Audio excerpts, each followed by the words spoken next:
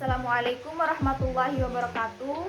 Baiklah, pada kesempatan kali ini saya akan memenuhi tugas mata kuliah filsafat yang kelima, yaitu hubungan antara sains, filsafat, dan agama. Agama merupakan kumpulan cara-cara pengabdian kepada Tuhan, dan semua cara itu terkumpul dalam kitab suci yang harus dibaca. Di sisi lain, kata religi berasal dari religare yang berarti mengikat. Ajaran-ajaran agama memang mempunyai sifat mengikat bagi manusia. Seorang yang beragama tetap terikat dengan hukum-hukum dan aturan-aturan yang ditetapkan oleh agama. Sedangkan kata agama berasal dari bahasa Sanskrit a yang berarti tidak dan gam yang berarti pergi. Tetap di tempat, diwarisi turun-temurun dalam kehidupan manusia. Pengertian agama menunjuk kepada jalan atau cara yang ditempuh untuk mencari keridhaan Tuhan. Dalam agama itu ada sesuatu yang dianggap berkuasa, yaitu Tuhan, zat yang memiliki segala yang berkuasa, yang mengatur seluruh alam beserta isinya. Agama adalah keyakinan dan kepercayaan kepada Tuhan.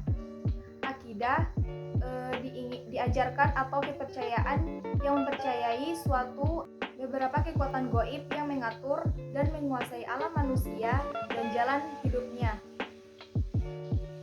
Filsafat adalah hasil dan upaya manusia dengan akal budinya untuk memahami atau mendalami dan menyelami secara radikal dan integral hakikat yang ada. Yang pertama, hakikat Tuhan, kedua, hakikat alam semesta, yang ketiga, hakikat manusia, serta sikap manusia termasuk sebagai konsekuensi daripada paham atau pemahamannya tersebut.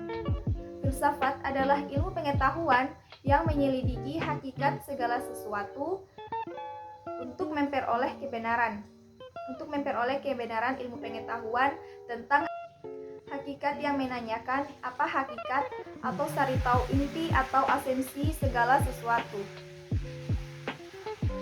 Sains adalah ilmu pengetahuan dipakai sebagai kata kolektif untuk menunjukkan bermacam-macam pengetahuan dan sistematik dan objektif serta dapat diteliti kebenarannya. Perbedaan antara agama dan filsafat, hal ini bukan terletak pada bidangnya, tetapi terletak pada cara penyelidikan bidang itu sendiri. Filsafat adalah berpikir, sedangkan agama adalah mengabdikan diri agar berhubungan dengan hati atau keyakinan. Sedangkan filsafat berhubungan dengan pemikiran. Agama berawal dari keyakinan, sedangkan filsafat berawal dari mempereratkannya sesuatu. Perbedaan lain antara agama dan filsafat adalah bahwa agama banyak hubungannya dengan hati, sedangkan filsafat banyak hubungannya dengan pikiran yang dingin dan tenang. Agama dapat diidentikan dengan air yang terjun dari bendungan dengan gemuruhnya, sedangkan filsafat diumpamakan dengan air telaga yang jernih, tenang, dan kelihatan dasarnya. Perbandingan filsafat dan sains pengetahuan merupakan hasil dari kerja panca indera, sedangkan filsafat adalah hasil dari kerja berpikir saja. Filsafat dan sains kedua-duanya menggunakan metode pemikiran reflektif dalam usaha untuk menghadapi fakta-fakta dunia dan kehidupan. Ilmu membekali filsafat dengan bahan-bahan yang deskriptif dan faktual yang sangat penting untuk membangun filsafat. Sementara itu, ilmu pengetahuan melakukan pengecekan terhadap filsafat dengan menghilangkan ide-ide yang tidak sesuai dengan pengetahuan ilmiah. Keterkaitan antara filsafat, ilmu, dan agama.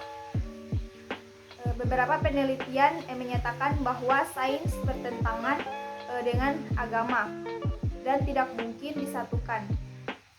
Namun, Einstein tidak pernah menganggap hubungan antara sains dan agama sebagai sebuah enteis. Sebaliknya, ia memandang sains dan agama adalah dua hal yang saling melengkapi atau saling bergantung satu sama lain.